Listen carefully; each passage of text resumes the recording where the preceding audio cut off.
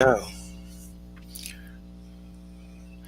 Welcome to the Church of Mabus radio show. It's Friday night. We're all still alive. And you listen to United Public Radio 107.7 FM New Orleans. And it's November. It's going by fast. Man, it's speeding by. It'll be Christmas before long. We're almost out Everybody of this keep one. Yep, everybody keep my fiance Christina in your prayers because she had a friend pass away and her grandmother passed away, so she had to go to the hospital for some heart nerve stuff. So keep her in your prayers. It's a lot when you lose someone. We Absolutely. did hospice on her grandmother, and her grandmother passed away, and I had never been that close to death. Though I'd seen my dad when he died and stuff, but his body after from a heart attack. But I actually had to help someone transition and doing all that stuff when she was 91 years old. And let me tell you, I wouldn't do it again unless I had to. It's not fun. It's depressing. But we got Jay McNicholas with us tonight, and our guest is Wild Trees. Good to have y'all here for sure. Hello. Thanks for having me on. I'm excited to be here for 2 hours. 2 hours, baby. Yep. 5 minutes till 9, and we'll be cutting it out. So, how long have you been doing radio circuit? For a good while, or did you just start out doing it? I think I just started out. I think it's been a year this month, actually. Yeah. Cool. I think you'd been on my friends list, but I saw you at Stephanie's, or maybe I added you after that. Stephanie brings me a lot of guests, so Right. Stephanie Quick. Oh, Shout out to great. Stephanie Quick and her mother. Love Stephanie Yeah, Quick. Let me say she, this. Stephanie Quick, amazing woman. Everybody should read her blog. It is Ghost Box is no wait, Mystery Box is a Ghost Box. Damn, she's gonna hate me because I don't remember her blog name. But She'll get you. look up look up Stephanie Quick blog, and you yeah, won't be I'll look it disappointed. up. I've been there. I Thank just you. have very bad memory Oh, me too, about man. everything. Me too. What? I know the Great. Cozy Cook is not her. No. So it's a Ghost Dog is a mystery box. I'm pretty sure it's Ghost Dog Oh, is a okay. mystery box. Yeah. Here's some weird site called StephanieGoochsite.com. I just That's hilarious. That's good. Stephanie Gooch. But she's been on many times and she's recommended lots of guests. And she actually praises Oh. us as a show that is respectful and loves all womankind, which I'm like, really? That's good. So let's just better get a girl, better get another woman guest out here.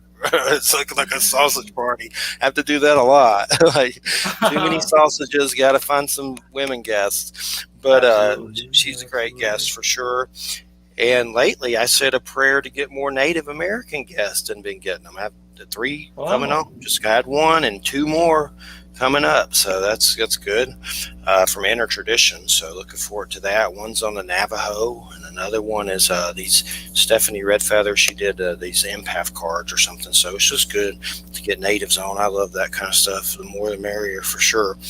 And first off, the my Geraldo question. What is Wild Trees? Is that your real name? What's the story with Wild Trees? Okay, it is not my real name.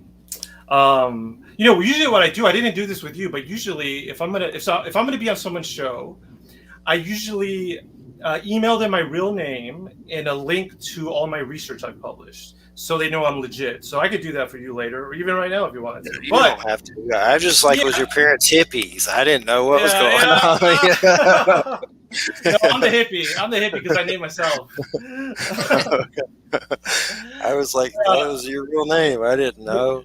The reason why So I have it is because I do work in academia, these professional institutions, whatever, and they ridicule any aspect of the paranormal. So I have to protect my career, and so that's why I'm Wild Trees, I basically. understand.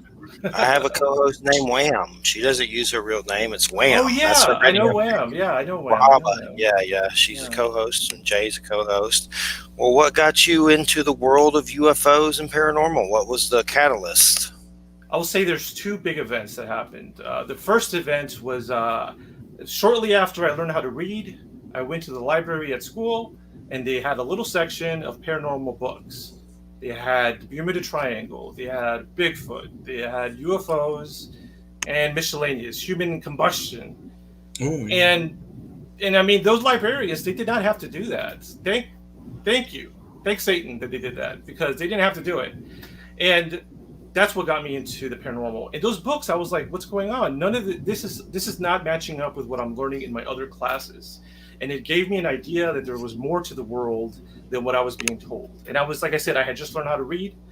Now, what got me into research as an adult into paranormal, what happened was, this was only about 4 years ago. I got ill for 2 weeks. I was watching it on Netflix.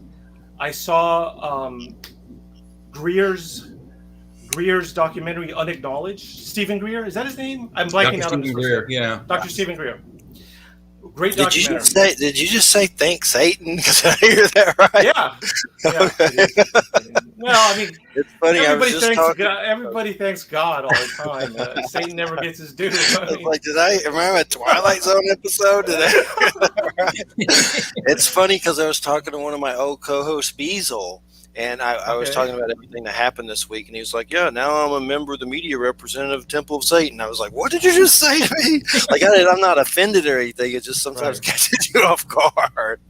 Yeah. I've seen Hell Satan, the documentary, but that's just a joke, or is that your belief system? No, it's just a joke. It's just a joke. But here's another joke about Satan. Okay. Here's another joke about Satan. Look, I like Satan. Why? Why do I like Satan? Let me explain. Satan is a fallen angel. He used to be an angel. Now, I don't know about you, but I'm not going to turn my back on an angel. I don't care what he's done. You know, I want to reform him. And so I don't hate Satan. I love Satan because he's an angel. He used to be an angel. I mean, that's a joke, but I do kind of believe that. He makes some bomb metal music. For sure. Well, I do believe there's something to the Christ consciousness. A lot of my experiences, just to give you a summary, is basically I was 17, lost a meatball to testicular cancer, had to go through chemo, and then I'm fine now, but went through all that crap. And then the Tom Green situation. And then my dad passed away a little bit later, and I just started seeing all kinds of crazy stuff. UFOs, beings of light, Native American ghosts. Yeah, I was partying a lot. Sometimes I was completely sober, different states of consciousness. But I started seeing all this stuff. Beings of light leaving my house. With witnesses, a friend saying, "Jeffrey, you're attracting these here," and I'm like, "What?" And just a lot of weird stuff, and it led to this. So that's why we do it. We're experiencers, and we're just trying to figure out what the hell happened. Still trying to figure it out, really. But what? So you came across the books when you were at the library. That you said there were 2 events. Yeah. So that was the first event, and the second event was getting sick. About 4 years ago in graduate school, I saw the movie Unacknowledged. So by that time, I had already published research. I was deep into the scientific method. And then I started looking at all the research data that had been done on UFOs specifically. And I realized that it's real. And there's a lot of data. And skeptics severely underestimate the amount of evidence. And then after that, I can't stop talking about UFOs after 4 years ago when I got sick and saw Unacknowledged, basically. Yeah. Cool, definitely. And the subject is a strange subject, and it's been in the media more and more lately, to a point of just, there's nothing like getting on YouTube and typing in, I hate Fox News, but if you type in UFOs, Fox News, it's still fun to watch. Let me tell you, it's like it's great. Fox News. It's not just the regular news media. If you go back in time, it's in every media. It's in painting. It's probably in some sculptures. There's ancient paintings with UFOs in them. There's Jesus paintings with UFOs in them. Even sometimes the North Star is depicted as a disc rather than a star. So I mean, it goes back thousands and even beyond, hundreds of thousands of years. It's on cave paintings, for Christ's sake. So the evidence is overwhelming. No matter how you look at it, there's something to it. Can you imagine the type of UFO encounters cave people used to have? Can you imagine how crazy those were? It must have freaked them out. It would scare the living crap out of them. It would be the same as us encountering them. If we went even if just not necessarily back in time, just we went to some remote part of the world and there's still cavemen around, troglodytes and what have you, whatever. It would scare the crap out of us. We'd run. We'd scare the crap out of them with our technology, the way we look, and they would run. Or we would get into a fight and one of us would probably die. It would be the weaker humans, I would think. But yeah. Ooga booga. Ooga booga. That reminds me of this thought that I have about how extraterrestrials should not be seen as a bad word. And I'll explain why. Because we are extraterrestrials. You, me, people listening, we're all extraterrestrials. Why? Because most scientists believe there is life on another planet. It could be bacteria, it could be just a slug, but that means that we are extraterrestrial to them. So we are extraterrestrials. So it's not a bad word because we're extraterrestrials. But then again, we are bad, so maybe it is a bad word. Well, it's a descriptive word, and until we step foot on another world, we're not extraterrestrials. But if you just go by the mathematical law of averages, we know of one planet in this galaxy, our planet, has life on it. And if you average that with the 500 trillion stars in this galaxy alone, with its 500 or 600 trillion planets, the law of averages states that it is mathematically impossible that there is not another planet in this galaxy with life on it. And you expand it out to the universe, it's even larger. So life is extremely abundant in this galaxy. And I guarantee you, and you might have heard it here first on this show, and I said it before, there's probably life in outer space. We know that those little water dog things live in the vacuum of outer space, and I'll bet you there's macroscopic creatures. Best episode of Star Trek is Tin Man, where they have a spaceship. It's a living creature that's a spaceship that lives and travels in space as its natural environment. And I'll bet you we'll find something like that. Maybe not in our lifetime, but sometime down the road. Let me tell you. Funny. Go ahead, Wild Trees. Okay, thank you. What's funny you mentioned the term is actually water bear. I know water bears very well because I studied them in Colorado. I did my master's thesis on them. But I can expand on the water bear specifically. So these are animals that are microscopic. However, I know a lot of details about them. However, I've been to Montana and I caught some red ones, and they're visible through the naked eye. So they're not all microscopic. Some of them you can't actually see with the naked eye, but a lot of them are microscopic. They live all over the world. There's probably hundreds around you and me, wherever we are outside our house, because they live in the water, they live in the soil, they live in trees, they live in the ocean, they live in lakes. And the reason why they're so cool is basically they're actually aquatic animals. So they're actually like fish. They can't move around or breathe or anything if they're not completely surrounded with water. They are true aquatic animals. But here's where it gets weird. When they get dry, like for instance, the ones that I study a lot, they live on moss, which grows on a tree or the ground or a building. Now, what happens in the moss is that when it rains, the moss fills up with water, and then the bears wake up from a hibernative state. And this is when they find a girlfriend or boyfriend. This is when they eat, go to the bathroom, lay their eggs.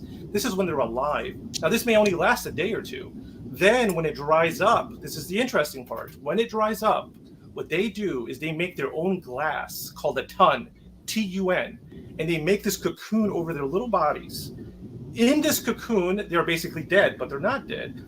We don't know how long they could survive because we haven't lived that long. But we know they could survive at least 40 years because that's how long we've tested it.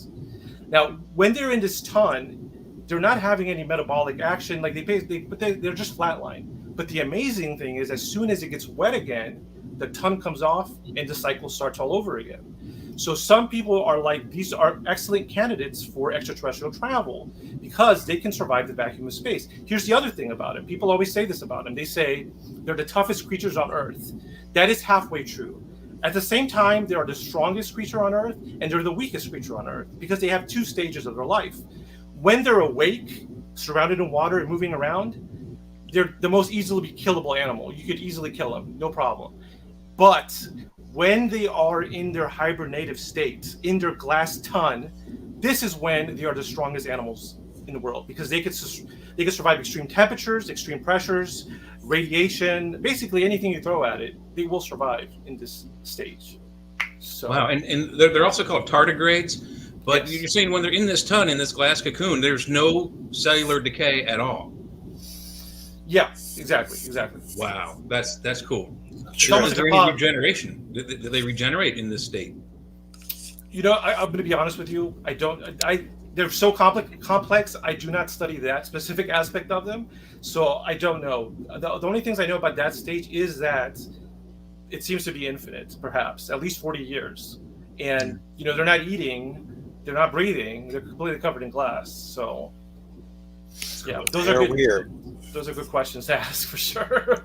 You seem like an alien to me. Some kind Yeah. of alien. So the idea is there's this one word called it sounds kind of naughty, but it isn't, which is the best kind of word, and it's a scientific term called something genesis. I can't remember. Here's what the idea is, though. Are you talking about panspermia? Panspermia. There you go. Let me say that.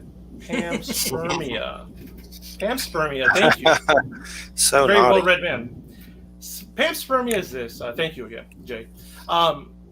It's the idea that life was seeded on this planet or other planets. Mhm. So here's a scenario that might have happened. These tardigrades. Well, here's the other thing. These tardigrades are ancient. They are one of the oldest creatures on the planet. The other thing about them is that they are very unique organisms. They are their own type of animal. They're not a mammal. They're not a plant. They're not a bacteria. They're not an insect. They're not a worm. They are tardigrades. They are. And they're not their own one-celled thing. either. They're not one-celled. They're multicellular. They have 6. No, wait. 1, 2, 3, 4, 5, 6, 8 legs. 8 pairs of legs. The legs have little claws on the end of them. That's why, and they're kind of like fat little round things. Their face is flat. Their face is the scariest thing about them. I'll be honest with you. Yeah, their face is weird. They have this flat face. Imagine a round circle, and then it's totally flat, and that's a face. And then in the middle, they have this little mouth that can it's got like a pump inside it, so it could siphon and they could stab, and it's basically not fun. If you're a rotifer, a microbe that is trying to eat, you want to stay away from that mouth because it is deadly. Now, some of them are carnivorous, some of them are vegetarian, but yeah, they're very interesting. Oh, so it's panspermia. I got lost track. Panspermia. Here's the thought. Here's an idea that people say. Perhaps these tardigrades lived on another planet, and what happened was that planet was hit by a meteor or something, and a chunk of that planet came off, and that chunk had tardigrades in a ton state. So then that chunk is flying through space, and the tardigrades are they don't even know anything's wrong. They're just relaxing, and who knows how much time passes, but then it lands on Earth, and it could have been that's where they came from. There's no strong evidence to support this other than the adaptations they have, but it's not really just about them. It's about other animals could potentially be or live similarly to these tardigrades. Well, the theory is sound because they have a rock. They know the origin of this rock is from Mars, and microscopically in this rock are tubular bacteria. They're dead. They didn't survive the crossing, but the possibility of something being ejected from another planet to this planet is possible. It would probably be more likely if it was a local event, like Mars to Earth, Venus to Earth, Earth to Mars, etc. But something from the nearest, I think, solar system to us within our galaxy is 4.2 light years away, which seems right. A pretty far distance. It would take a miracle. It's like what Scotty's saying, Star Trek. It would be like trying to hit a bullet whilst riding a horse backwards, blindfolded. So trying to hit a bullet with a smaller bullet, riding your horse backwards, blindfolded. It's a 1,000,000 to 1 shot, but the possibility is there. So. Absolutely. It's a trip, man. Oh, and there's one more name for them. We mentioned a bunch of names. Water dogs, which is actually a different animal. There's an animal named water dog, but it's water bears. Moss piglets is one of them. Moss piglets. That's a cool band name, Moss Piglets. Moss Piglet. Actually, if you want to go to my Facebook page, everybody, go to facebook.com/the.moss.piglet. And that is a tardigrade. And then they're called tardigrades. So it's tardigrade, moss piglet, and water bear. I think tardigrades would be a great song for a band, or a great name for a band. So Wild Trees, I know you're a biologist and everything. We're going through mass extinctions right now. Aren't we having extinction events right now with animals? I know we are with animals, but I mean, it seems like it's at a mass scale. It saddens me to say this, but yes, we are going through a mass extinction. And here's the thing about mass extinctions. We've had several before. I wrote a term paper about it, but I can't remember how many we've had. Let's just say we've had several mass extinctions. And what I mean by mass extinction is that almost all life on this planet has completely died out. And it rebounds. It rebounds. Like a lot of people say, let's save the planet, but that is kind of incorrect because the planet's going to be fine. I mean, if we get murdered by nature, if everything alive today, everybody we love, everything we know of that's alive dies, except for just a little bit of bacteria, give it 100 million years and you'll be fine. The Earth's going to be fine. It really should be called Save the Humans. We really need to, when we're trying to protect the environment, we're talking about saving humans, not saving the planet. The planet, it's going to be fine. Don't worry about it. A lot of people don't realize this, that 99.9% of the life forms that were on this planet are gone, permanently destroyed, never to come back. And then there are some that we have never discovered and probably never will because the remains are probably at the bottom of the ocean and have been washed away ever since. But we're, of the, top 0.1% of that which is still alive, and that there are still creatures that are going extinct weekly, monthly, yearly. Well, here's another way of looking at this whole extinction species problem is this. As of today, based on my research, I've discovered a new species of animal and described its science.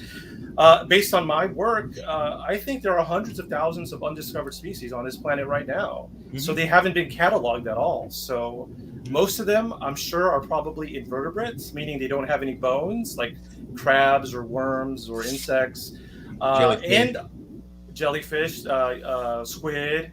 But a lot of them are also probably very tiny, very small. But I think there are several large animals and large intelligent animals that we haven't discovered. Where do I think they live? Well, where do we not really visit that often? We're not really living in the ocean, on the ocean floor, which covers the majority of the planet. We're not really living underground. Oh yeah, we have a mine and we have a basement, but the majority of the underneath the crust of the Earth is not inhabited by humans. Something else could be living there. We just don't know. And then the sky. The sky is a very large, it's a lot of real estate. And biology hates letting anything go to waste. So in my estimation, there's probably large things that live in the sky that are alive, like living UFOs, which was proposed by Ivan Sanderson, a biologist and a paranormal researcher who came up with the term ultra-terrestrial, actually. And shout out to Zelia Edgar, who has a channel on YouTube, because she taught me all these tidbits about Ivan Sanderson. But she's been on before, thanks to Stephanie, for sure. She was a good guest. Absolutely. No doubt about it. Absolutely. And it's funny you mentioned underground, because I have a fairly relatively unusual theory, and I don't think it's only my theory. I think Jeff Meldrum prescribes to this theory. The reason why we don't find Bigfoot, even when we have people out there actively hunting the creature, and not necessarily hunting to try to kill it, but hunting to, like Matt Moneymaker and his crew, there are tunnels, caverns, really, underneath the entire country. There's a set that goes from almost all the way to Florida, all the way up to almost Maine. There's some that go a little bit into the interior, and then there's a large cavern system that goes from almost from Washington all the way down to the bottom of Baja California. And it is my theory that the Bigfoots, not only are they intelligent, but they actively seek to avoid human contact at all costs. Occasionally they get a little lost, a little curious, and they get caught either by our eyes or cameras. But for the most part, the way they travel from, let's say, up in Ohio down to Florida for the seasonal change of where their food goes, is they're traveling underground. Mm-hmm. That makes sense. It's not hard to believe. I'm really scared of cave systems. Cave systems are fascinating. They're amazing. I honestly, what I would probably do, this is a big thing to do because I'm so scared, but I would have to develop robots to go in there and do the research for me because I am so scared of getting trapped and dying in a cave. Very scared. I wouldn't be so much afraid of the cave itself, but the creatures in it, spiders and cave crickets and those pseudo spiders that they had in the Harry Potter movies. Those things, I would scream like a little sissy girl and run out. I couldn't make it. I am a biologist. I love every animal that has lived or is living or will live in the future. So I would love those little critters. But your point is well taken. They are dangerous. Well, if you prescribe to the Indiana Jones theory of archaeology and or biology, everyone in the movie in the movies has their own Bane creature. It's spiders for Indy. It's monkeys for his son. Yeah. It's rats for his dad. It's snakes for him and for Sala. So you know, everybody has a creature that scares the crap out of them. I love the dinosaur stories, like did one survive and evolve, or what about another planet where maybe there was dinosaurs and they didn't die out? Like did they turn into reptilian people and all that stuff? Like I love that. Let me tell you, if you want me to expand on that idea, because this is some more research I've done. Okay, one little thing you said, which is very interesting, because I've thought about this and I've read the books and the articles about it. Now, you mentioned this idea, which has been out there. What if there's other planets and you have life exactly like or very similar to dinosaurs? Is that possible? Now, I will say yes, based on my evidence. I think that could be possible. First, I'll tell you what I think, and then I'll back it up with why I think that. Now, I think my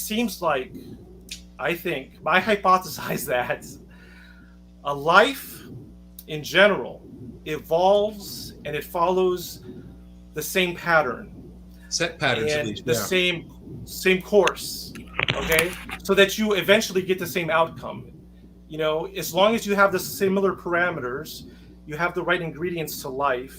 Now, let me I'm always thinking about the naysayers. Let me say I know there's life out there that's different than human life, that's not carbon based. It could be robotic, it could be ethereal, who knows? But I'm saying I do think that we're not unique with this type of biological animals. I don't think we're the only planet that has it.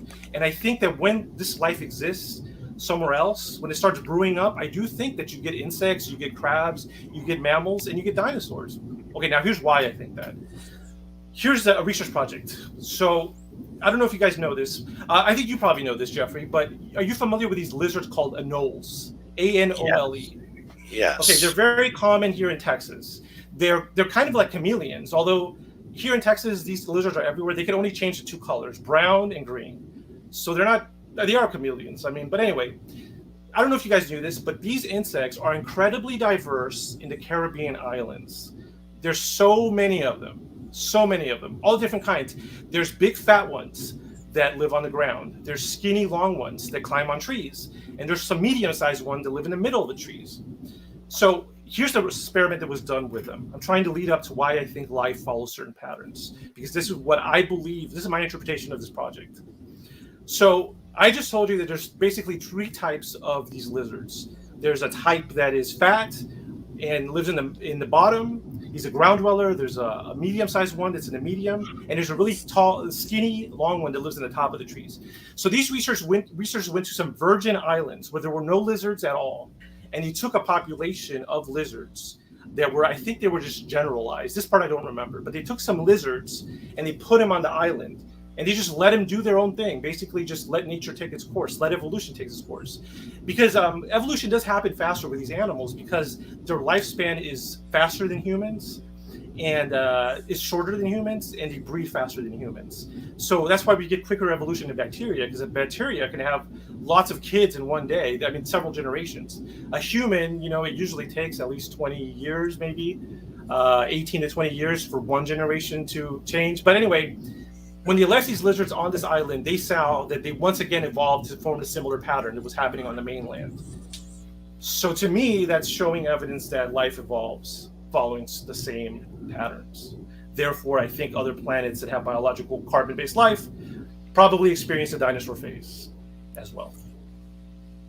I don't know if it's an actual theory, if it's just been in like science fiction shows, but there is a theory about parallel Earth evolution, that all biological creatures, including single-celled items, evolve along a specific set of guidelines. But you're right. Also, I have to agree with you. It wasn't Stephen Greer that said it. It was, oh God, now I can't remember his name. Our bad memories.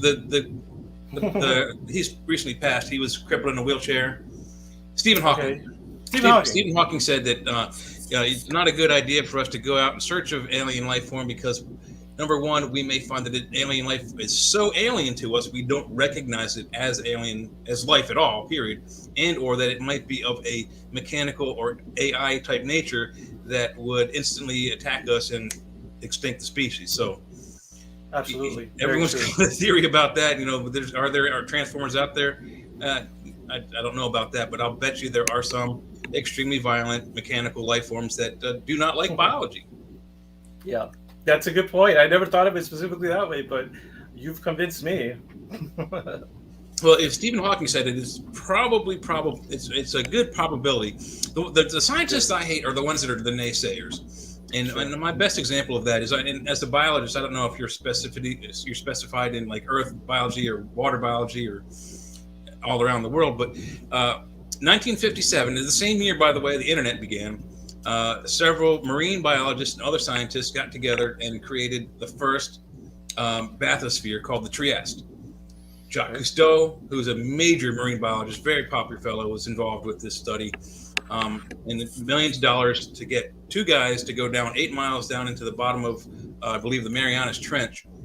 And there were naysayers and yaysayers. There was the naysayers on one side with the extreme scientists that said, no, there's no way we're going to find any life at the bottom of the ocean because it's A, the pressure is too high. B, there's no light. C, it's too cold. D, F, G, all these reasons that there wouldn't be life down there. Oh, one of the reasons was that the water's like ammonia down that far. Fascinating. So yeah, fascinating. On the other side, you have the naysayers like Jacques Cousteau and his peer group. They're like, we'll find something. We're going to find a viruses or a big mat of bacteriological debris or maybe single-celled life form, something. We'll find something, but it's probably going to be microscopic. We have to bring samples up and study. And I don't know if you're familiar with this, but when they got the guys down, there's a 4-hour trip down, 4-hour trip up, and they had 10 hours worth of oxygen. So they had like an hour down there, and then they had to come back up. Yeah. Are you aware of what happened when they got down there? I mean, within moments when they got down there, what happened? I don't. I'm going to guess they saw some life, but I don't know what happened. They scared up a creature that's very much like a sole or a flounder, a flat, 4-eyed fish with all the eyes on one side, on the bottom is nothing. Yeah. They scared the crap out of this thing. It came up from underneath the silt, scared up so much silt that it was clogging their engines, they couldn't see where they were going. And they were like, well, we found something, let's go up. So they went back up. And since then, and this is 1957, 58, since then, we have cataloged thousands, perhaps hundreds of thousands of new creatures every year going down there since. Absolutely. Wow. That's a wonderful story. Very well told. That's awesome. Thank you. That's very awesome. But the thing, the point is that those scientists who say no, they're 100% wrong. I don't care what they mean. Okay, so they if they said no, you can't get Spider-Man's powers and climb up walls with your bare hands and feet. Okay. But if they say no, it's impossible, there's alien life out in the universe. No, there's no way there's life at the bottom of the ocean. They're wrong, and they should be having they should have their certificates and degrees taken away from them and given to someone who's more open-minded. If you want me to, I could tell you from my perspective why that attitude exists in science. Before you go, I do want to hear your reason, but I'm going to guess that your reason for them saying no or that kind of other naysaying this is because they're trying to protect their reputations and their theories, which are yet unproven. Oh, that's interesting. Let me say that again. Let me let that sink in. It's a deep thought. So can you repeat it to me? Actually, you think the reason is the reason I think they're saying no is because they're trying to protect their reputations and any theories they may have come up with that are as yet unproven. Interesting. That is that. Well, okay, that is what I was going to say. That is actually an example of one of the reasons I was going to give. Now that I've processed it. So there's two reasons why, and I'll give you both of them. First, I'll give you the reason that I think is a broader window to what you just said. And so this reason is that there is a culture in science. Scientists have like these unspoken rules that what you do and you don't say. You have a ladder. There's big egos. There's quote unquote rock stars in biology. Mm-hmm. And it's all about how many papers you publish and where you publish them. What a published paper represents is basically a new discovery you've made. It's a formal paper written, but what it honestly represents, it's a new discovery to humankind. And it could be a huge discovery and it could be a small discovery. Kind of like what you're saying is a lot of these scientists are already comfortable. They're already making a lot of money. And so they don't want to rock the boat. They don't want to bring in these other ideas that contradict what they've already said. So that is part of it for sure. Yeah, you don't want to be proven wrong. It's scary. It's scary. The other reason why is this, I think. It comes down to money. So here's why. Now, science is great. when we have a new scientific discovery, we all find out about it. For instance, there was a vaccine made recently for a virus that is very famous, and everybody in the world knows that this virus was discovered. So how do we find out? Well, it's because it was published. A research project was done to discover this vaccine by scientists, and then they published the results, and then everybody finds out about it. Okay, this is what we need to happen for paranormal things. We need a scientist to do the same thing, do the research, publish it, and we all accept it. That's not happening. Okay, now this is why I think, because if you get a discovery like that in America, there's 3 ways you're going to get that discovery. Number 1 is you're going to get it through a government agency that has a laboratory. The USDA, the CIA, NASA, they all have research laboratories. They conduct research. So they can come up with this discovery. Or it could be a private company. So this is non-governmental. This is like Microsoft, SpaceX, Tesla. These companies have research laboratories. Once again, they conduct research and they publish the research. The third avenue is academic institutions. These are research organizations, universities, etc. Now, here's the thing. The government is not going to tell you amazing research, and a private industry is not going to tell you they're not going to tell you amazing research, because the research belongs to whoever paid for it. So if the government spent millions and millions of dollars finding these amazing paranormal research, UFO research, they're not going to tell us. It's their information. They covet it. Information is power. If a private company discovers something amazing, they want to exploit it themselves. They're not going to make it well known. But here's the outlier. Academic institutions, they only exist. The only reason they exist is to make them public. They have to publish their research. Everybody has to find out about them. The term is publish or perish. So the paranormal research is probably going to have to come out of academia. Why isn't it coming out of academia? It's because research projects can take hundreds of millions of dollars to finish. They could take several years to finish. They could take dozens of people working together. It could take thousands of hours of work. So this costs money. Where do you get the money? Academic research institutions, they get the money from research grants. They get it from, a lot of times, not always, but they get it from the United States. There is or private sponsors. Or private sponsors. Yeah, private sponsors are possible. Robert Bigelow. Yeah, I'll mention Robert Bigelow because he's an outlier. So just to wrap up this thing, why academic researchers have to get the money from grants? But here's the tricky part. The people that give the money, they stipulate what it is used for. They don't just give you money and say do whatever you want. They tell you this money has to be used to research viruses. This money has to be used to research salmon or whatever. So as long as these institutions are not offering money, then nobody's going to do the research. And if nobody does the research, it's going to remain stigmatized. But that's just the government. A lot of times the government funds the research through our tax money. But this is where it gets exciting. There are private individuals that could donate money, like what just happened with Robert Bigelow. Robert Bigelow, out of his personal fortune and wealth, donated money or put up money for research into the afterlife. And he's already awarded it the top prize to Dr. Jeffrey Mishlove. So this is really the avenue where we could get some progress, I believe. We have to get private funding. We just have to get funding for paranormal research, but I don't think it's going to come from the government. So I think it has to come from wealthy individuals. I've interviewed Jeffrey Mishlove. Tell me a little bit more about that. What was that again? Okay, Jeffrey Mishlove. I think he's still the only person who's received a PhD in parapsychology. He received it in California. So he has a PhD from an academic institution in parapsychology. Parapsychology is like, telekinesis, all this esoteric topics. But he's very well known. He's got a great channel called New Thinking Aloud. And he interviews people as well. Now, here's what happened. Robert Bigelow offered several different prizes, like first place, second place, third place. And he said, you have to write an essay to describe why you think there is an afterlife. Or maybe if there isn't an afterlife. It was a research paper about the afterlife. They got all these submissions, and Jeffrey Mishlove, Dr. Mishlove, submitted a paper. I'm not sure if it's public yet, but pretty soon, or maybe already, we'll be able to read it. But that paper he wrote describing why there is evidence for the afterlife, won first place, and Robert Bigelow gave him a lot of money. It might, I don't think it's quite $1 million. It may be 100,000 or 500,000. It's not anything to laugh at. Have you heard anything that I don't know if this is true or not? A rumor that someone close to Bigelow passed away, and that's why he got into that. I heard that from somewhere. Have you ever heard anything like that? We must run in similar circles. I heard that exact rumor. I could tell you who it came from, and I could expand on it a little bit. That rumor started a month ago, or maybe 2 months ago. It was said by another cool guy who studies the Uinta Basin. His name is Ryan Skinner. He's written lots of books on the Uinta Basin. He seems like I've interviewed him.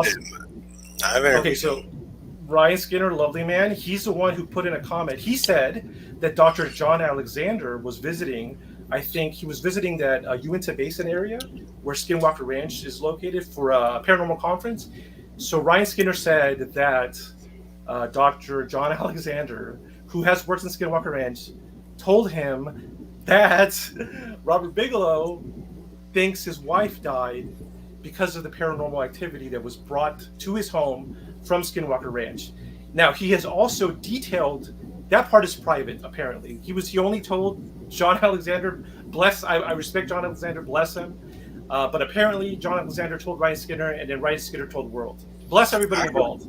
No hate I heard toward something anybody. a long time ago. His son died. That was why. But this was a long time ago, like years. I don't know what's true or not anymore. With that, well, from what I've heard about this as well. His son died, and tragically, and from what I understand, this is what made him really want. This is why he funded studies in the afterlife. This is why he gave that money. His great interest in the afterlife, and maybe a lot of paranormal stuff, came because of the tragic death of his lovely son.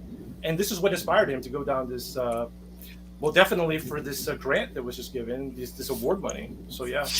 One time I got so close to Bigelow through Chase Glowetsky, who was on the star team of MUFON and reporting to Bigelow at crashed UFO sites. Wow. And I don't talk to her anymore. I had some big KGRA war with all that stuff with me and them. I won't get into it, but that's what she told me. And something about MUFON's God computer didn't have anything on it or anything weird stuff. But she said she had to report to him.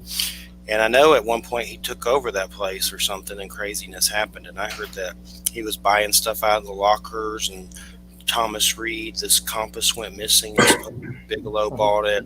Like, it's just kind of shady, a lot of shady, weird stuff that happened. Bigelow, I don't hate him or anything, but he kind of gets on my nerves that he's a space hoarder. I think he knows a lot and doesn't tell us anything. Like maybe a dribble. But go ahead. Let me talk more about Robert Bigelow. Well, first of all, let me just say this. You're a great guy, Robert Bigelow. I do respect you. Let me say that again because it was some. Yeah, sorry, I could close that window. It's getting hot here, and there's a street there, and some people have these really loud cars. I think it was the Men in Black driving one of their classic black shut cars. up about Robert Bigelow. Don't hit the red button. So, Dr. Robert Bigelow, I do respect him a lot. I think he's probably done the most for paranormal research in our current times. He's definitely, I think, funded with his personal wealth the most paranormal research. Then again, he did it privately. Remember what I told you earlier? Whoever pays for it gets to keep it. From what I understand, he's not released all his files. He doesn't have to. It would be nice of him to release it, but he did pay for a lot of research with his own money, so he owns it. He doesn't have to tell us, and he hasn't told us. He's only given us hints. He has said plainly that the UFOs are here. They're right under our nose. This is his quote. He said, UFOs are here. They're right under our nose. And he says, I don't care what you think. It doesn't make a difference what you think about me. It is what it is. This is what he said happened with his wife. He said his wife was alone at home in the bedroom, and she was sitting on the bed. And then across from the bed, suddenly a human materialized out of nothing. And I believe they said it was just this human from the waist up, but he was just there in the bed looking at her. And then she said that the look on this person's face was bewilderment, astonishment. I mean, he was looking the way she was looking. So this human, was just as surprised as she was. that's one incident which sounds intense. Now, he did say that she had a great character, so that didn't really freak her out. She was a strong woman. The other thing he said, this is Robert Bigelow's words. He did an interview with George Knapp on Mystery Wire on YouTube. Check out Mystery Wire with George Knapp to find this interview and others. He also said that one day his wife, Robert Bigelow's wife, there was a pillow on the bed, and she lifted the pillow, and it was just a beam of light just emanating from it, which is just a weird little story. Who knows what was going on there? But it seems like it was bedroom centered, which is interesting. Which we hear about shadow people in our bedrooms all the time, looking at us, I had the touching us. knocking thing, the knocking on the pillow in my room. Like, we thought like a Bigfoot was here trying to get with my woman. I was like, you need to keep that booty up outside. Don't be that Bigfoot out there. Like, we thought it was maybe that, like, weird. We don't know. We still don't know what it was, but that's come up like crazy Nephilim giants. But we had Carter Bouchard on, and he's from BFRO, and he claims that a lot of these things that happened to me or how happen at Bigfoot cases in people's houses and stuff follows them back. But my thing with Bigelow is a lot of people are going through these situations, myself included, and have PTSD from it and self-medicate from it, that it's so crazy, some of the things I've seen, and maybe he could help people. That's why I don't want him hoarding it. You know, I know it's probably, I don't know, I just wish he was more transparent. Have you looked into the Skinwalker? I was at the Pentagon much yet? I haven't read the book, but I have it on the way. But have you been keeping up with all that? I have been keeping up with it, but lightly. The way I've been keeping up with it is as soon as it was released, I was interested in it. So what I did is I listened to a few shows, and the shows talked about the book. So I have not personally read it, but I'm just not that big of a reader. I'm so busy nowadays. But yeah. What's the meat and potatoes of it? Some stuff followed home military personnel from Skinwalker Ranch. What did you get from it? Yeah, well, see, here's a curious thing, because what they were saying was in the book. I mean, it's already been released. I've known about this stuff from the same people already mentioned this. So let me explain what was said. Here's the big takeaway, which is fascinating. It has a lot of crazy implications as a researcher. The takeaway is this. The paranormal activity in the Uinta Basin, which is a large area in Utah. It's a large area. I mean, there's several cities within the basin. So it's not just a ranch. There's a military bases there as well. There's a McDonald's there. There's a hotel. You know, it's a whole neighborhoods there. This whole area is where the paranormal activity is. It's been reported for hundreds of years by Native Americans. Now, a lot of times you'll hear Uinta Basin, you'll hear Skinwalker Ranch. Here's the thing about Skinwalker Ranch. It's a ranch in this area that had a lot of paranormal stuff happen. But the thing is, that same stuff happens all over the basin. So yeah, it's a cool spot, but the whole city, the whole basin is cool. Anyway, here's what's interesting about this area. It is a hot spot for paranormal activity. Every single type of paranormal activity. A Bigfoot, UFOs, Men in Black, dogmen, paranormal, everything. It seems to exist in this area. It's been described as the Walt Disney World of paranormal activity. Which is a great name for it. Now, here's what the rumor is, and this is what's exciting about it. Apparently, if you visit this area and you follow a certain set of steps, which I'm hesitant to say because I don't want to, maybe I'll tell you off air, but if you do something when you go to this area, you will be followed home by something. It's called the hitchhiker effect. So basically, if you go to this area, you follow these steps. When you go home, it doesn't matter where you go home. You're starting to have you're gonna have weird UFO activity. You're gonna have shadow people in your room. Basically, to me as a scientist, why this is significant is because in order to do a science experiment, you need to have some kind of control over your subject. This is why we haven't been able to really understand paranormal activity, because there is no control. Paranormal activity, a lot of it seems to be intelligent, so you can't predict it. You can't control it in a beaker. You can't put it in a cage. You have no control over it. It's not like a sea cucumber. Sea cucumbers are invertebrates that live in the ocean. If I want to do an experiment on them, I know where they live. I could go there today. I could go there tomorrow. I have consistency. I could grow them in the laboratory. You can't do that with a UFO. Until now, apparently, we do have a little bit of control, because we could go to this area, we could get this thing to follow us into a laboratory, and we can do research with it. That's my view of it as a scientist. Not nobody's talking about that view of it. what the book is trying to say is that this is dangerous and scary, which makes me kind of think, are they just saying this to keep people away from this area? Is this a scare tactic? It could be true, but are they trying to scare people away? Because the way they frame it is that this is dangerous. It could cause you bodily harm. It could be a safety tactic too. I mean, if there's legitimate danger to humans, the first rule of thumb of telling people, of wanting people not to go to a certain area, is you don't tell them not to go there, because then what are they going to do? They want to go there. Okay, interesting. So, I mean, the only place that I know of that they tell you don't go to, and people still go to it, but they only go so far, is because if you go beyond this sign, the sign actually says once you pass the sign, the use of deadly force is authorized, so you can be killed. Right. They don't have that at Skinwalker Ranch, so if they tell you not to go there, people are going to flock there. It's just reverse psychology. You tell people, hey, come on down, and I'll guarantee you, if they do that, it'll kill that business. I mean, it won't kill the paranormal stuff, but it'll stop people from going there as often. Well, what I've seen from Skinwalker Ranch on the show and everything, people's skulls getting enlarged, radiation burns, people going mad. I mean, it sounds like it is dangerous to me. I mean, what's up with the radiation thing? I haven't seen the second season yet, so I don't know if they ever figured that out. So you're talking about the show called The Secret Skinwalker Ranch. Once again, a great show. I believe I watched it on an app, so I don't remember what channel it is. Is it History Channel? Yeah, History Channel. I saw the first season, but not the second yet.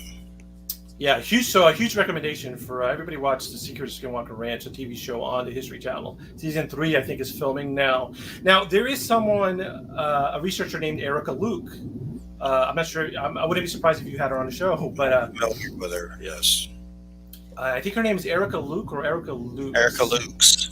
Okay, she has a great show on YouTube. Apparently, her husband, I think, did some security in this area. And I don't want to misquote her, so I won't go into too much detail, but I get the impression that she thinks that a lot of the paranormal activity at Skinwalker Ranch is actually caused by the military. They're testing something. There is a military base in the basin, as I mentioned. Another weird aspect. There's also a rumor, and I don't know if this is true or it's just, backwater talk. Allegedly, it's just, I believe, just east of the Trinity test site where they tested the first nuclear weapons, and in future years they tested other nuclear devices. So it's within the radiation pollution zone, I guess, of Area 51. Wow. And also allegedly, either something was lost there and or intentionally buried there that's radioactive, which may be the reason for the military base and presence is to keep people away from this. Either it's buried, heavy water, or buried depleted uranium, whatever the hell they might have. We know for a fact that because there was a Supreme Court case against Area 51 for having poisoned people with noxious chemicals and radiation. So that's part of the rumor too, is that they're hiding something that was buried that shouldn't have been buried there. That's fascinating. That makes a lot of sense. Once again, very well said. That makes me think about. It seems that we're talking. I was trying to talk about, as a scientist, I want control over the paranormal to study it, and I do think I can get control. Another way that seems to be out there to get control, now it's not very feasible, it's actually illegal and it's dangerous, but another way to control paranormal activity is basically to possess radioactive material, because these things seem to be attracted to nuclear submarines, places where military bases where nuclear weapons are stored, nuclear warships. Nuclear activity seems to attract UFOs. Yeah, but you have to have a lot of it, and like you said, it would be illegal and/or extremely dangerous to even have it. Then you said there's very few people that are out there that actually are getting grants and/or doing the full scientific research. The only one that I know of that's doing it, and I'm not sure if you're familiar with him, I mentioned him earlier, is Dr. Jeff Meldrum, who's an anthropologist, and he's doing some really fantastic research into Yes. Bigfoot. And I'm kind of fully into his camp. His suspicion is that it's either some off branch of humanity, Australopithecus, Gigantopithecus, or some variant of that extinct line of humanoid creature. I've seen the Bigfoot creature up close. I mean, Can you tell that story? I know you. Can you tell that story? I'm sure everybody's heard it, but I've never heard it. I'd love to hear it. I will in a minute. But so Jeff Meldrum he's a qualified scientist. He's a doctor of anthropology. He's a professor of anthropology, and he, like you, he's an animal behavioralist. He's an expert in great ape society and the types of, typical behaviors they have. And everything he says, Bigfoot does. Knocks on trees, throws rocks, grunts, marks trees, or whether they mark it with scat or scratches or, intentional disfigurations that, like we mark things. When you want someone to know it's yours, you put your name on it. Bigfoot does the same thing. So I agree with him 100%. Now, as far as my encounter with Bigfoot, I was 10, and this is up in Ohio, in Boardman, Ohio, which is near Youngstown. The house that I was at was my cousin's house, and it's near a fairly industrial part of Ohio. Most of the state was involved with steel production and steel distribution. My grandfather's company was a trucking company that specifically distributed steel from the steel mines up to manufacturing facilities in Ohio. So behind this house is woods. Then behind those woods is an industrial street. There's McDonald's, there's factories, there's warehouses, there's now a mall. There was a Toys R Us there, and this is 40 some years ago. So you wouldn't expect to see a Bigfoot in this area, but yet here we are. We're in my cousin's house on the second floor, in the guest bedroom, and there's me, Mike, so there's like 5 of us, 6 of us. All my cousins there, and I'm by myself. My brother and sister at another cousin's house on the other side of town. And all of our parents had gone out for Thanksgiving dinner. It was Thanksgiving weekend. So it was cold, but not snowy. And we're just jumping around on the beds, having fun. And I was sitting on the one bed farthest from the window, about 10, 11 feet. And I smell this god-awful, like skunk, poo. Ugh. It would make you vomit, the smell. And I'll never forget the smell. I smell it again. I'll know right away who it is. So I say to my oldest cousin, I say, hey, Mike, I think one of your, baby sisters or brothers, because they had a set of twins that were like under 2 years old, still wearing diapers. Like, hey, I bet you one of them has a dirty diaper. You can check them. Let's get him down to the babysitter so that she can change them, and let's get back to playing. Yeah. And as soon as I said that, I looked in the window, which was open, and there was a screen there. And behind the screen was an old face, a Bigfoot face. It had big, long mustache, beard. The skin around the eyes and nose and around the lips was bare. I could see it was a dark brown skin, but there wasn't fully furry, and everywhere else was hair, and just brown and like grayish, yellowish hair. And it had a look of joy, like it was enjoying watching us play. No anger, no animosity, and mind you, remember now, we're on the second floor, second level of this house. So we're 10, 11, 12 feet up in the air. Wow. And as soon as I saw the creature, the hair on the back of my neck stood up. I'm sure that a yellow streak ran from the top of my neck all the way to the bottom of my spine, and I froze. I was like, WTF, And then the creature sees me, seeing him, and his face went from happiness to absolute anger. Like he was pissed that I seen him. Whoa! And he looked right in my face and growled at me, and then everybody ran. No one else saw him but me in the window. So we all run down the stairs to where the babysitter was in the living room. As soon as we get down there, we see this 10, 12-foot creature.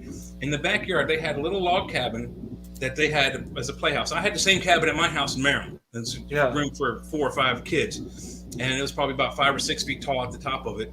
And this thing jumps off of that into a sandbox next to the playhouse. And then within 2 or 3 strides, left the backyard and was gone behind the houses. I mean, like that. I mean, this thing must have weighed 800 pounds and disappeared within seconds. And the babysitter, as soon as we got down there, she saw the creature jump off. My cousin saw the creature jump off, and everyone's like, then not long after that, my aunt and uncle come home. We tell them like, oh, ha, ha, ha, whatever. They thought we were trying to play a joke on them. The very next morning, my oldest cousin, the babies stayed at the house because they were only like 2 years old. And plus they had diapers. They're not coming with us. So we went into the backyard to see what was going on. On the side of the house, in the window of the room we were in, there's 2 huge muddy handprints on either side of the window where it had propped itself up. Wow. On the top of the roof to the little playhouse, several slats were bent in where it had been standing and broke them. In the sandbox directly to the left or to the right of the house was 2 huge, must have been 2.5 foot long footprints where he jumped into the sand. And we didn't know about plaster of Paris. We're 10. Right. So Right. if I'd have known Bigfoot, research type things, I would have poured some plaster of Paris in there right away. But there's 2 huge footprints, and then we can see footprints in the wet grass going behind the houses. We followed these footprints at least 3 houses down before it turned into the woods. And then in the woods, there was a creek, and the footprints stopped at the creek. And we went to both sides of the creek. We went up and down both sides. We could not find the footprints after that. So my oldest cousin and I suspect that once it got to the water, it stayed in the water and went left or right for however many feet, yards, miles until it went back on the ground. But we lost it. But we were able to the footprints were so distinct in this wet, semi-soggy fall grass that we could follow him for almost an acre, maybe more. It's amazing. There's an amazing story. And Jay only thinks they're physical. I think they can do quantum stuff, but Jay does not. I don't disagree with that, Jeffrey. I think that the ones who do dematerialize are there's in the book of UFOs. Both the Russians and the Americans have these books, and I need to get one so I can read up on this creature. There's a creature that looks like Chewbacca, looks like Bigfoot. He doesn't wear a bandolier, but they are space traveling and aliens that use technology. And we know for a fact, due to Ben Rich and John Lear, both said something very similar. I think it was Ben Rich that said, if you've seen it in a Star Wars or Star Trek movie, we can already do it. And John Lear said, if you can imagine it, we can already do it. Basically implying that Star Wars and Star Trek technologies are available. So if that is true, and I believe it is, just imagine a Bigfoot-like creature that's like Chewbacca that can use a transporter like Star Trek and disappear when someone sees him. What would our technologically unadvanced mind think? Oh, it's Bigfoot. He just melded into another universe. That's my theory on that one. I'm somewhere in the middle, I guess, because this is what I believe about Bigfoot. I believe there are multiple explanations for the Bigfoot phenomenon, and they're all valid. So I do believe there is one that is just a physical animal from this planet, a very strange animal, like the one you described, Jay. And I do believe, some of them are different causes, like aliens. Why wouldn't a UFO inhabitant or a UFO occupant not look like a Bigfoot? I mean, we have all kinds of humanoid-looking ones. So I think there's multiple explanations. Now, I have thought of a way how I would do it. How would I prove Bigfoot is real? First of all, I'm specifically talking about the type of Bigfoot you saw, Jay. I'm not talking about the weird ones. I'm talking about, I do think there are some Bigfoot that are flesh and blood, and I do have a way of proving him true. Now, here's the thing. This plan is different, okay? Because I'm really thinking about the Bigfoot's welfare. This whole plan, the whole reason why I want to prove Bigfoot real and everything behind my intentions and all my actions are to benefit Bigfoot. So this is what the plan is. Now, you mentioned it before, but they seem to like to mark things. They like to leave signals or communicate. I've heard that people are gifting them.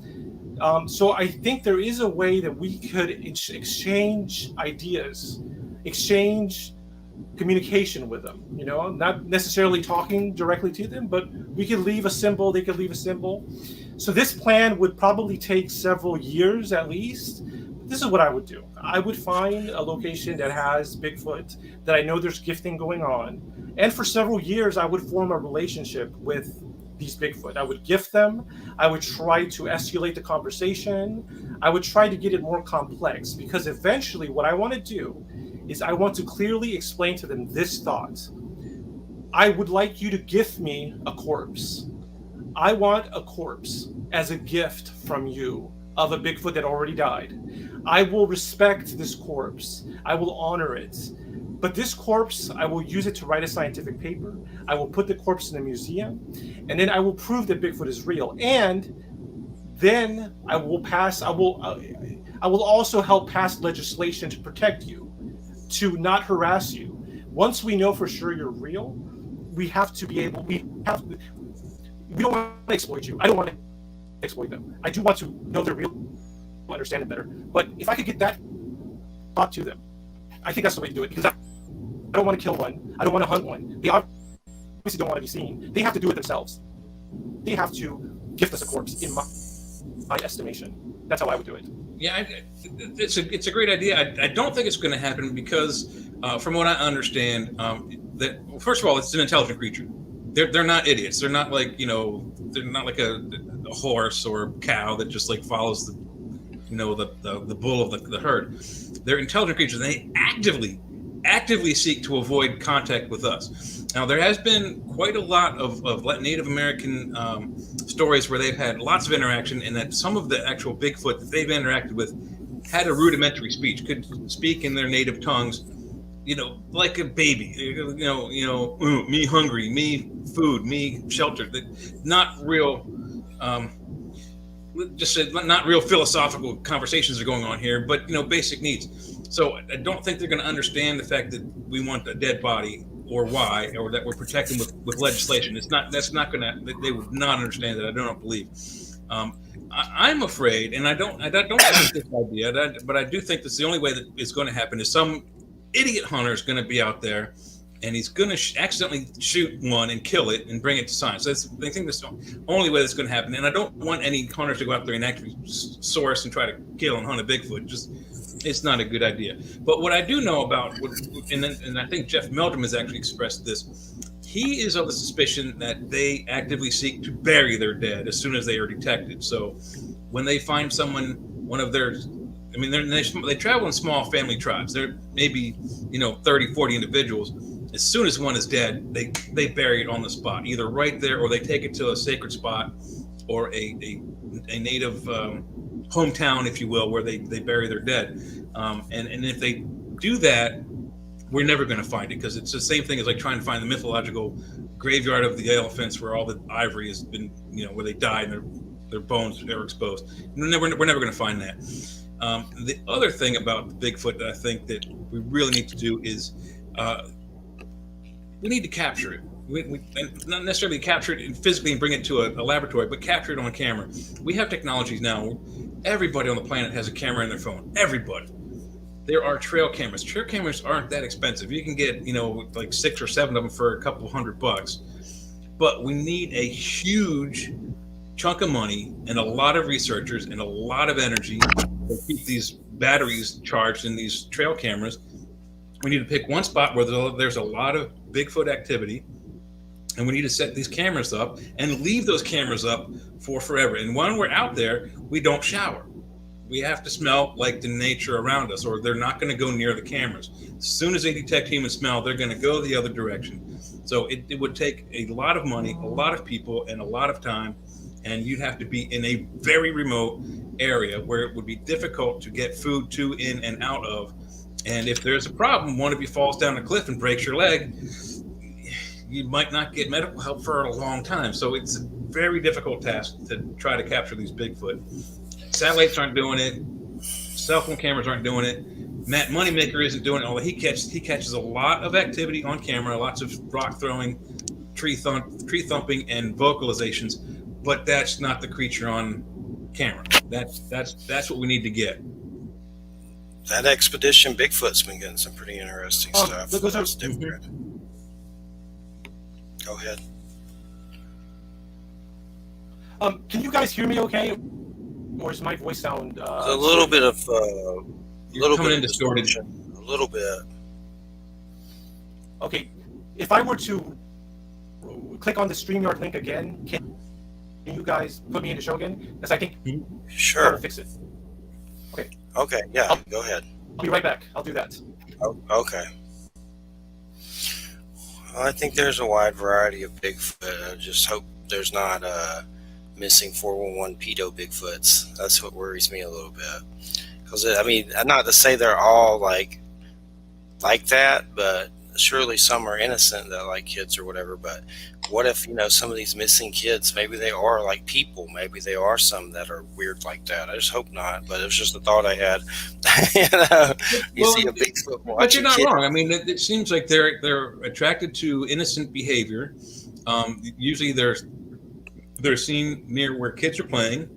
Like when the example where I first saw it, we were playing in the bedroom, and this creature must have been walking by and heard our if you will, gaiety and laughter and having fun. And he came by to take a look and see what was happening. So, and I think that's kind of like the bait, like how do you catch a mouse? What do mice eat? They like, small insects. They like peanut butter. They like cheese. All the traditional, things that everybody say that they like. You put He your got bait. mad that someone saw him. Is what it's me.